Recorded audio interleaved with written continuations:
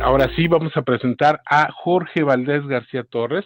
Él es un consultor estratégico con más de 30 años de experiencia en gestión del cambio y dirección de programas, reconocido por su enfoque humano y sistémico. Fundador de Proyectum, ha liderado proyectos estratégicos en sectores como finanzas, IT, retail, educación e ingeniería, diseñando también PMOs, metodologías personalizadas y soluciones tecnológicas.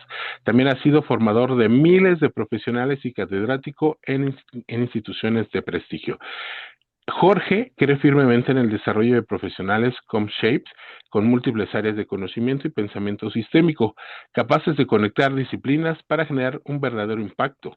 Esta visión ha guiado a su trabajo como mentor, autor y speaker en diversos foros internacionales. Le doy la más cordial bienvenida a mi queridísimo Muchas Jorge gracias, y muchas gracias, también Hugo. a la orden. Y también vamos a conocer a nuestro invitado, que también viene a participar con el día de hoy con nosotros. Él es Ramón Hernández Callejas. Él es creyente del trabajo voluntario como un medio para mejorar nuestra sociedad. Ramón es licenciado en Ciencias de la Informática con más de 30 años de experiencia en proyectos relacionados con estrategia de datos, gobierno de datos, diseño y modelado de bases de datos, integración de datos, business intelligence y data warehouse y modelos de madurez para la gestión de datos. Ha acompañado a empresas e instituciones de múltiples sectores en América Latina en su transición hacia una cultura basada en datos a través de la formulación de estratégicas de datos efectivas. Regularmente participa en conferencias y webinars donde evangeliza sobre la importancia que tienen los datos y una adecuada estrategia de datos para el éxito de las organizaciones. Él es Ramón Hernández, también le damos la más cordial bienvenida en este espacio.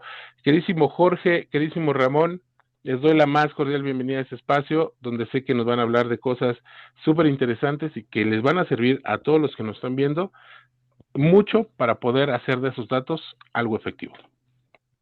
Muchas gracias, Hugo. Hugo, y bueno, pues yo la verdad es que estoy aquí extasiado de tener a Ramón en esta conferencia. Ayer estábamos platicando, Ramón y yo, y la verdad es que hemos pasado muy bien en la preparación de este webinar.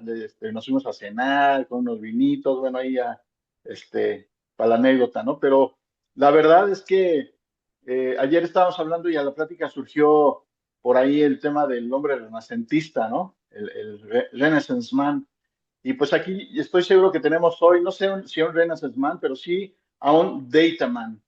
El lenguaje de Ramón es el lenguaje de los datos y me da mucho gusto que estemos aquí para compartir con ustedes. Y pues sin más, vamos a arrancar, Ramón, ¿qué te parece? Claro que sí, Jorge, con gusto. Encantado de estar aquí. Gracias por la invitación. No, hombre, pues, al contrario, muchas gracias. Bueno, pues fíjate que entrando ya en materia, porque el tiempo es nuestro mayor verdugo, ¿no? Fíjate que algo que yo he leído por ahí, bueno, y tenido la fortuna de tomar un par de cursos contigo muy buenos, la verdad.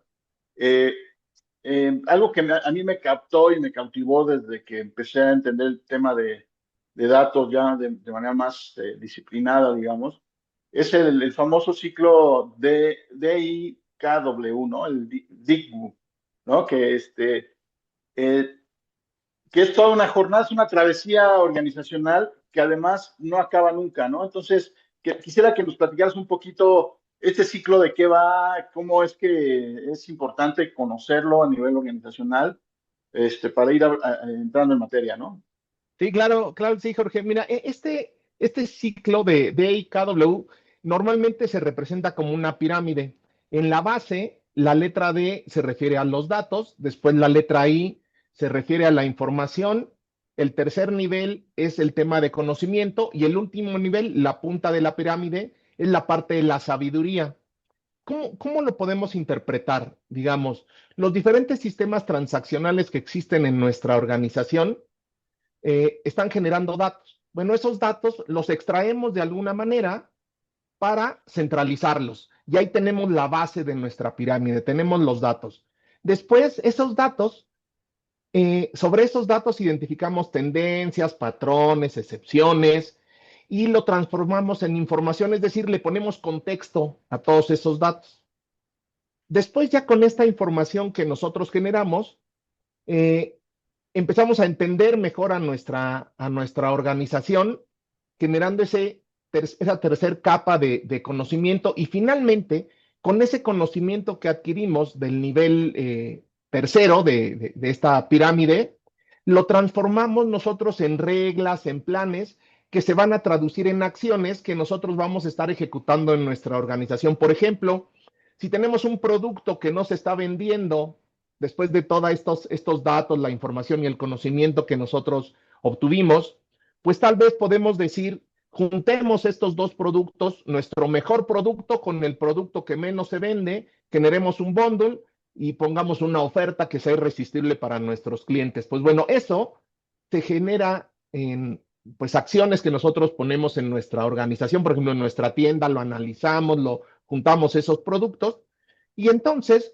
pues ahí ya se van los clientes tomarán decisiones, decidirán comprar o no comprar ese bundle y entonces nuevamente eso va a generar datos que van a ir nuevamente a la base de la pirámide y estaremos en este ciclo virtuoso. Normalmente lo que se tiene que hacer es, para que este ciclo sea virtuoso, es que tenemos que estar siempre analizando para lograr que nuestra organización sea una organización de aprendizaje y una compañía inteligente. Eso sería de manera muy breve cómo es este ciclo. Muchas gracias, Ramón. Pues me hace mucho sentido esto que comentas, ¿no? Dice Peter Senge que la verdadera ventaja competitiva de las organizaciones está en en desarrollar la capacidad de aprender más rápido que la competencia. Esa, dice, es la única y verdadera ventaja competitiva y pues los datos son la materia prima para lograrlo, ¿no? El desafío es cómo llevar el dato a esta sabiduría, porque pues hay varias, o sea, digo, no es una tarea fácil, ¿no? O sea, yo creo que incluso a nivel personal es un desafío, ¿no? Entonces no quiero pensar a nivel organización. ¿Tú qué has visto? ¿Cuáles son los desafíos, digamos, los problemas más persistentes que tú has visto en tus avatares como consultor a los que se enfrentan las empresas? Pues mira, ahí un poco pensar, como bien comentas, Jorge, que estos temas de los datos son temas tecnológicos, ¿no? En realidad no son temas tecnológicos, son más bien temas de negocio. Hay que verlos desde un punto de vista del negocio, ¿no? Es como se tendrían que revisar ahí, porque como bien decías de la ventaja competitiva, nosotros lo que decimos, al menos lo que yo digo cuando estoy conversando estos temas, es que la ventaja competitiva en realidad está en los datos y no en la tecnología, ¿no? Entonces, eso es lo que podría comentarte de esa parte. Ok, ok. Ok, ahora, pues si no podemos hablar, o sea, la verdad es que ya estoy un poco harto de este tema porque todo el mundo lo menciona y hay más expertos que arena en el mar, perdón, en las playas. Pero bueno, pues ese es un tema que tenemos que tratar de manera obligada, ¿no? ¿Cómo crees que la inteligencia artificial va a acelerar este trayecto de datos a sabiduría? ¿Es un impedimento? ¿Es un problema más a resolver? ¿Cómo ves tú ese entramado? Mira, aquí está interesante esa pregunta y decía alguien que fue a un evento y decían, cada que alguien diga inteligencia artificial, se va a tomar un shot de tequila, ¿no? No, Entonces pues qué todos borrachera. íbamos a acabar completamente borrachos con tanta inteligencia artificial de lo que se está hablando. Se dice que la inteligencia artificial es para todos, pero que en realidad no es para todo. Eso es algo que hay que tener presente, ¿no? Me recuerdo una historia que escuché hace poco, donde hablaban de una organización que tenía problemas en su operación para diferenciar los precios entre lo que estaba en su sitio web y lo que aparecía en la tienda. Entonces había muchas quejas de los clientes y estaban muy insatisfechos con estos problemas que se estaban dando. Y pues la persona que exponía este escenario decía, oigan, ¿y ustedes qué técnica de IA o cómo creen que utilizaron la IA para estas cosas, ¿no? Y nos dejaba pensar, dar algunas ideas y nos decía, oye, mira, lo único que hicieron es poner una etiqueta en el sitio web diciendo que estos precios eran exclusivamente para el sitio web y no aplicaban a la tienda. Eso fue lo que resolvió todos los problemas que tenía la organización. No se necesitaba inteligencia artificial, no necesitaban muchas cosas, simplemente un poco de sentido común.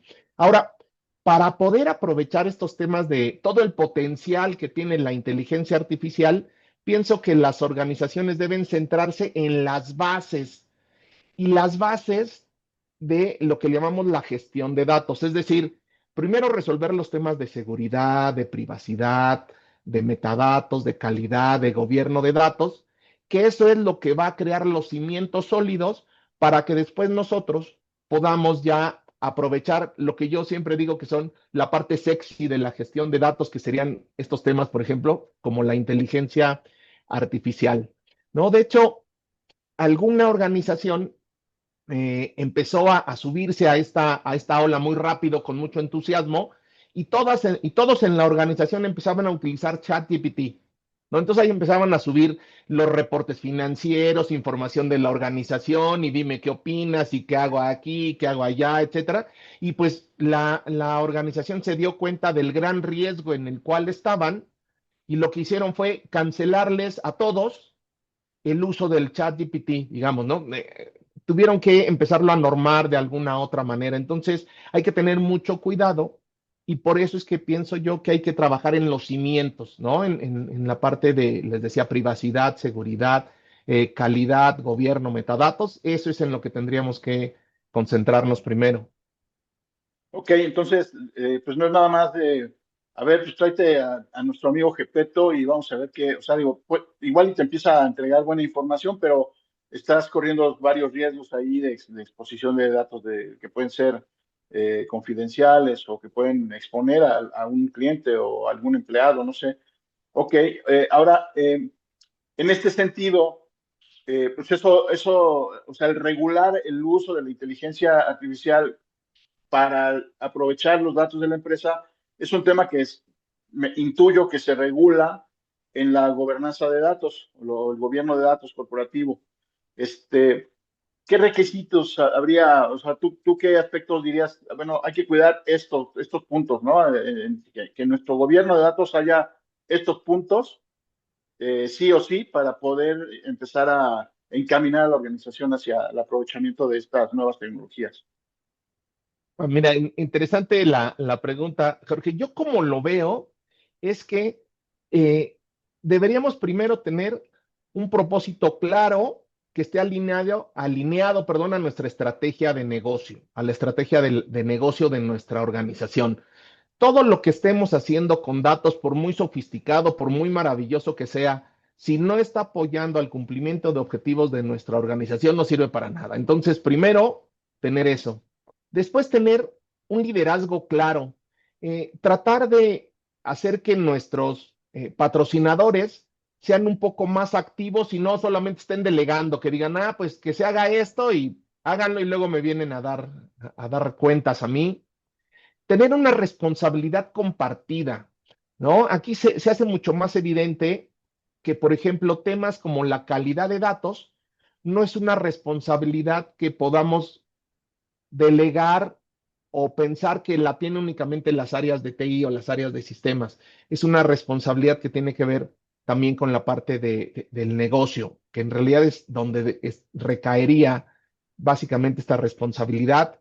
Y también otra cosa que habría que entender en el tema de los datos es que los datos son de la organización, ¿no? Los datos no pertenecen a una persona, a un área, a un proceso, a un sistema. Los datos son un activo de la organización. Y algo que en nuestra charla de ayer estábamos conversando, que a mí me encantó y que lo agregaría a esto a estos puntos que te decía, es una frase que dijiste que me encantó, que ya me la anoté, que se llama ritmo, rutina y ritual, ¿no? Algo que tendríamos que hacer, por ejemplo, es tener un comité que empiece a sesionar de manera periódica para ir viendo los avances, para tomar decisiones, crear ese ritmo, rutina y ritual que me encantó. No, nunca había sabido cómo expresarlo hasta ayer y te robé ya esa frase. Ya me debes otro cheque. Oye, este, Ok, ya vimos, ¿no? O sea, hay que preparar a la organización para sacar el máximo potencial de la inteligencia artificial sin cuidando los riesgos que hay, porque pues digo, hay bastantes riesgos alrededor. Ahora, hablando meramente de la cultura organizacional, ¿tú has encontrado o sea, qué aspectos en términos de cultura diferencian una organización que tiene un buen uso de sus datos, dejando la IA de lado por el momento, pero que ya hoy aprovechan los datos, y aquellas que en realidad, pues, nada más tienen contenedores? Mira, el tema de la cultura, el reto principal justo en todos estos temas de los datos tiene que ver con las personas. Entonces es el primer, digamos, gran, Bastión a conquistar. el primer gran tema que tenemos que atacar, digamos, el tema de las personas. Eh, Porque son ellas las que en realidad mantienen o crean o pueden modificar la cultura que existe en una organización. Entonces, primero, lo que tendríamos que hacer del lado de los que estamos, de lados técnicos o del lado técnico, es dejar de hablar en términos que sean técnicos y cambiarlo por temas de capacidades de negocio basadas en datos, que el negocio empiece a entender qué hay en esto de los datos para que ellos puedan mejorar sus procesos, que puedan tomar decisiones más ágiles, etcétera. Después, integrar los datos en los procesos de negocio, lograr que los datos estén integrados en los procesos de negocio. Ya están, o sea, sin que nos demos cuenta, siempre han estado integrados, pero darle la relevancia que en realidad tienen, alinear los incentivos. Eh, Muchas veces lo que pasa en las organizaciones es que la organización está buscando cierto comportamiento de las personas que forman esta organización y ponen incentivos que en realidad se oponen a eso que nosotros queremos hacer. Entonces, hay que tener mucho foco en eso de los incentivos y también algo que se puede hacer para crear estos temas de cultura es encontrar y compartir historias de éxito al interior de la propia organización, empezar a compartir los éxitos y las batallas que vamos ganando para que se vaya generando ese efecto de contagio en la organización y que todos quieran participar de esto que estamos haciendo. Que también, si ves, son frases que te robé de algunas cosas ahí de... Oye, no, no, pues para eso es, ¿no? O sea, al final el conocimiento que se queda estancado se echa a perder, ¿no? Hay que compartirlo, que se desparrame y que genere riqueza en el mundo es lo que hace falta. Oye, ahora, en términos de la organización, o sea, ya hablamos un poquito de la gobernanza del dato, de la IA, ahora de los patrones culturales, ¿no? Cómo ir preparando, cómo trabajar con la cultura para que la gente, pues, quiera colaborar en en la empresa y en estas iniciativas. Eh,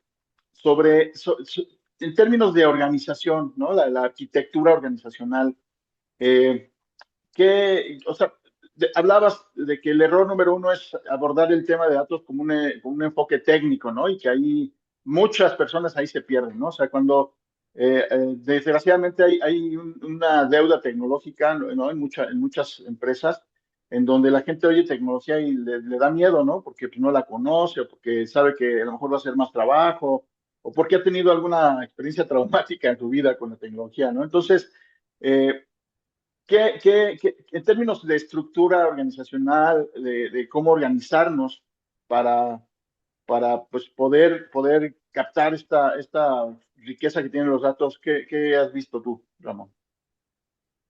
Mira, esa parte yo lo asociaría más a temas, por ejemplo, como de la arquitectura, ¿no? De las arquitecturas, digamos, cuando queremos construir cualquier cosa, haciendo alguna analogía con querer construir un edificio, querer construir alguna casa, decíamos ya que hay que trabajar en los cimientos, que es lo que normalmente tenemos que Bien. empezar a hacer.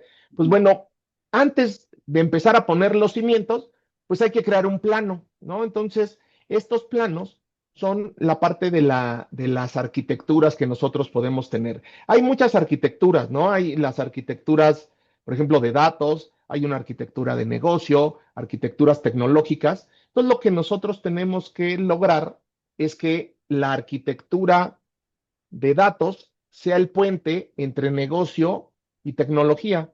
Lo que pasaba antes es que las áreas de negocio, al no existir esta figura de datos que tiene pocos años, iban directamente con las áreas de TI a tratar de resolver sus necesidades y los datos no se les ponía mucho foco en esa parte. Entonces, ahí teníamos que meternos en esa parte de entender que ahora con los datos vamos a lograr comunicar de una mejor manera al negocio con la parte tecnológica, ¿no? Eso es un poco lo que te podría decir que estará pasando ahora.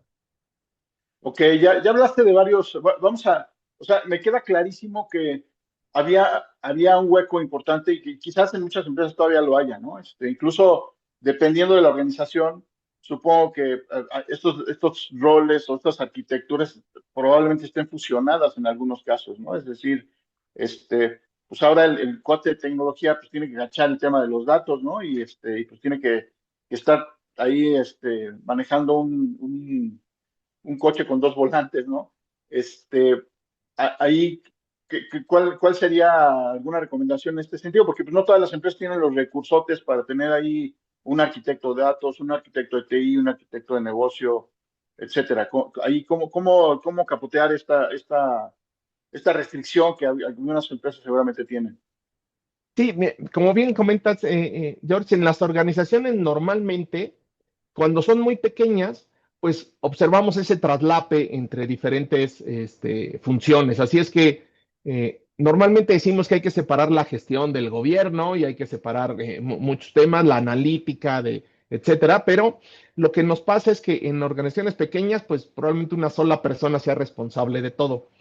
Lo que hay que buscar en organizaciones ya medianas, más grandes, es que estos roles estén perfectamente definidos para que para que haya esa separación de funciones y que cada uno esté haciendo las cosas de las cuales es experto, ¿no? Que no tengamos esos problemas ahí. Oye, fíjate que me llama mucho la atención esto de gobierno y gestión, ¿no? Un poquito, como yo lo entiendo, Ram, y dime si estoy equivocado, es el gobierno corporativo, el gobierno de datos, el gobierno de proyectos, lo que sea relacionado con temas de governance, su misión es supervisar o vigilar que la gestión se haga con apego a buenas prácticas, que no haya ahí chanchullos, ¿no? Que no haya alguien que tome alguna decisión más arriesgada y que ponga en riesgo de compliance o de alguna buena práctica, ¿no? Entonces, es eso, así lo ves tú también, y entonces ahí hace mucho sentido el tema de segregación de funciones, o sea, no pongas a la gente que está haciendo governance con la gente que está haciendo gestión, ¿no? ¿Es correcto? Sí, sí, sí, absolutamente, Jorge, que digamos, nos cuesta mucho más trabajo a los que estamos en TI entender estos temas. A las áreas de negocio probablemente les cueste menos trabajo que a nosotros. Hay un autor que se llama John Latley que tiene una analogía sobre estas cosas que él le llama la V del gobierno. El governance en inglés con V, y te dice que una de estas líneas tendría que ser la supervisión y la otra línea tendría que ser toda la parte de ejecución, que es todos los temas de gestión de datos, los temas de calidad, de integración, de toda esta parte del uso de los datos que nosotros le vamos dando. Y entonces dice que tendrías que ser como organización, tener la claridad de que es una V, o sea, nunca se tienen que juntar. Puede ser que sea una V un poco cerrada, pero lo que no podría ser es que sea una I, ¿no? Lo que te estaría diciendo es que estamos traslapando temas de gobierno con temas de gestión, ¿no? Sí, Y si bien eso puede pasar en las organizaciones pequeñas, en organizaciones medianas hacia arriba hay que tratar de evitar eso porque es un problema muy fuerte. sí, porque eres juez y parte, ¿no? Exacto, exacto. Ok, ahora, bueno, en esta charla que la verdad es que está interesante y yo creo que podría durar unas 4 o 5 horas fácil, si no es que más. Este, pues ¿por dónde arrancamos? O sea, por una parte ya hablamos de la cultura de alguna manera, ya hablamos de esta segregación de funciones, estas arquitecturas que idealmente tienen que ser tres y que trabajen de manera sincrónica y sinérgica, ¿no? Pero bueno, ¿cuál sería el primer paso no tecnológico? Porque también yo he visto que muchos dicen, pues vamos a hacer data governance o data management y venga la tecnología. Y yo creo que ese no es el camino. ¿Por qué no es el camino, Ram, desde tu punto de vista? ¿Y cuál sería el primer paso no tecnológico? Dentro de lo que has comentado ya hay algunos pasos, pero bueno, pues a lo mejor quieres reiterar, ¿no? Sí, mira, lo primero que haría no tecnológico es llegar a la organización en la cual yo vaya a ser responsable de estos temas de datos y pedir que me muestren cuál es la estrategia de negocio, ¿no? Las organizaciones grandes pues tienen documentos que normalmente tienen una duración de 3 a 5 años, cuál es su horizonte estratégico, cómo es que ven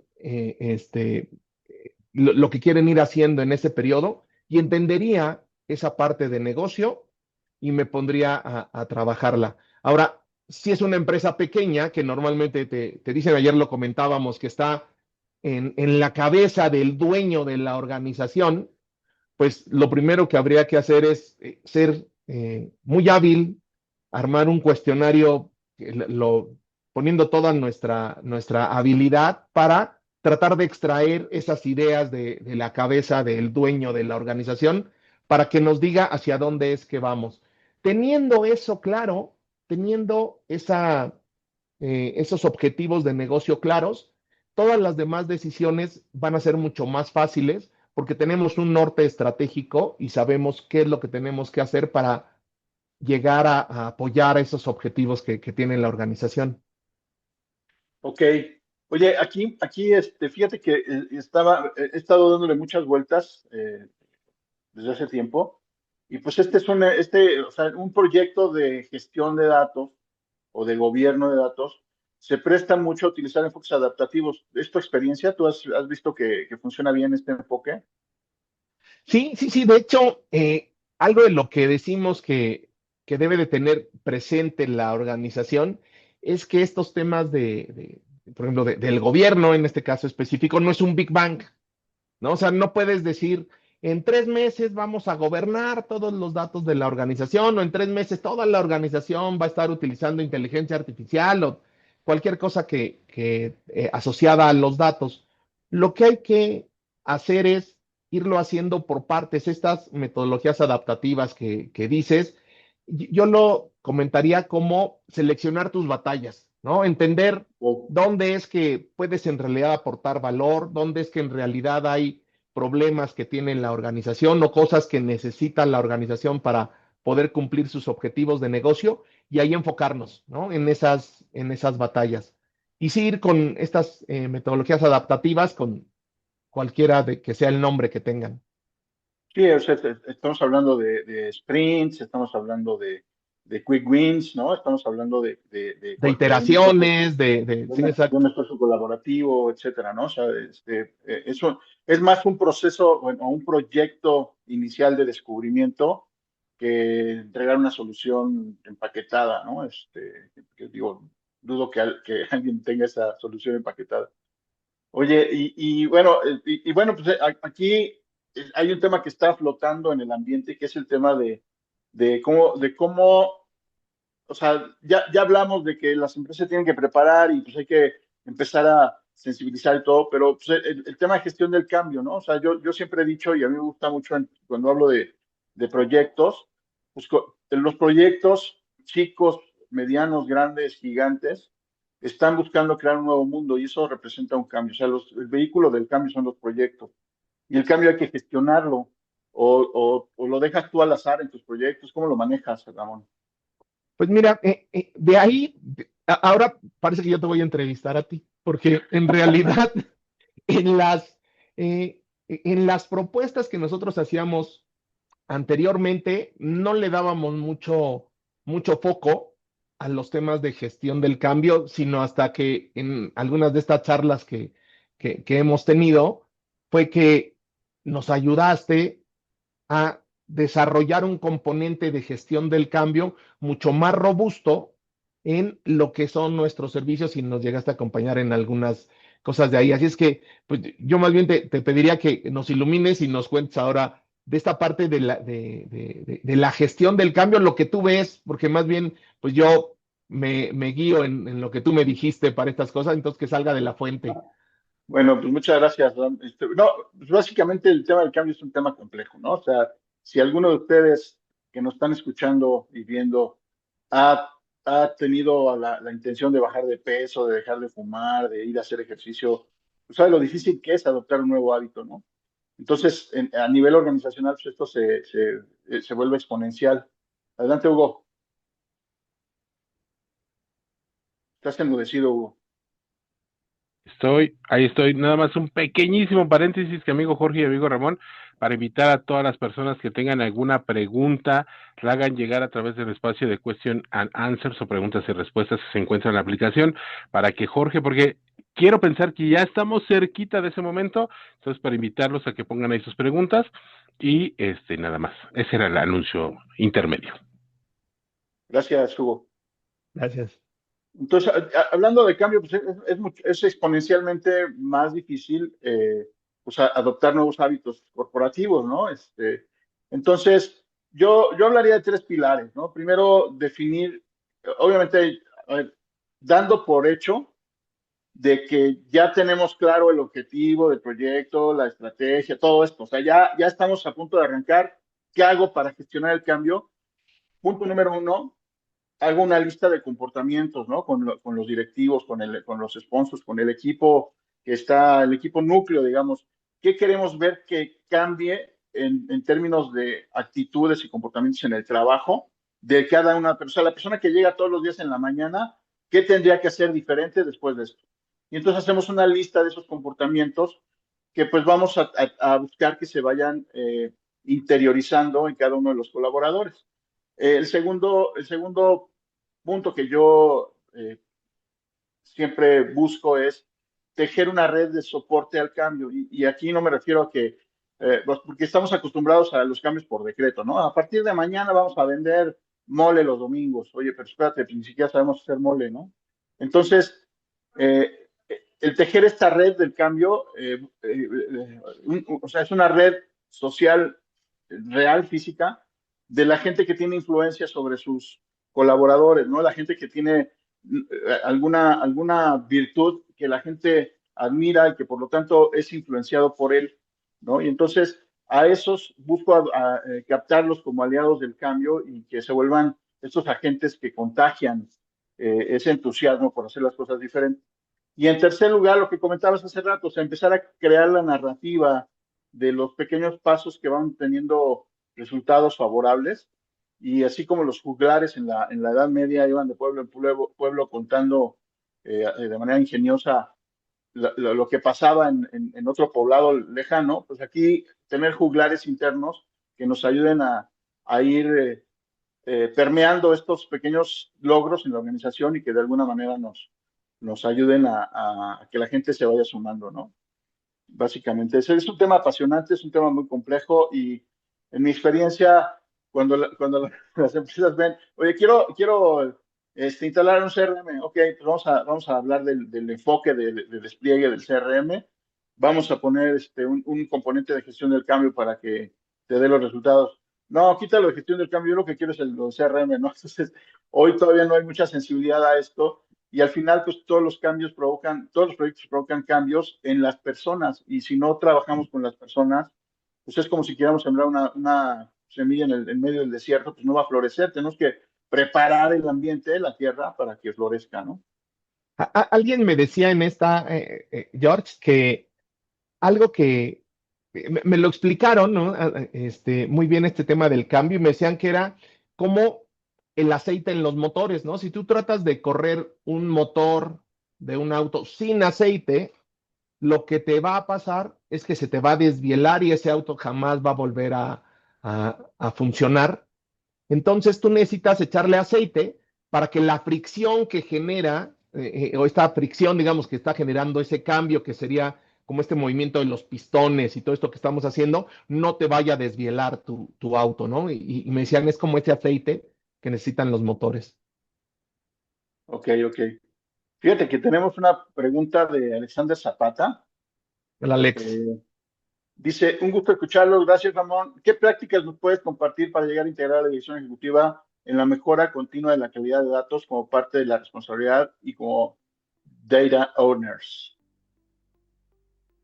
Pues mira, de ahí, hay una conversación una charla que yo tengo, donde yo digo que lo que le está pasando hoy a las organizaciones es que están dejando muy lejos, cada vez alejan más el lugar de, por ejemplo, las áreas de calidad de datos, cada vez están más lejanas del lugar donde en realidad se genera el problema del dato, donde hay que cuidar el dato es donde nace, y donde nace, pues es en las áreas de negocio, en los procesos de negocio que se están llevando. Entonces hay que tratar de sensibilizar a la organización de que es en las áreas de negocio donde nace la calidad de los datos.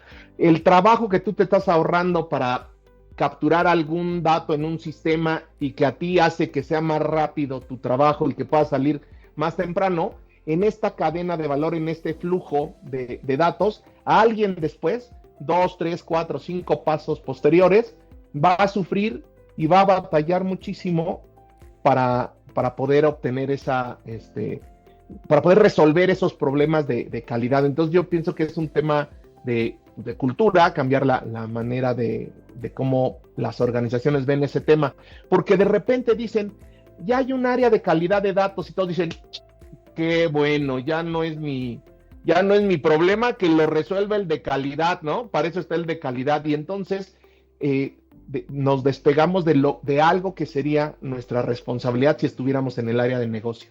Espero haber respondido, mi querido Alex, qué gusto saludarte.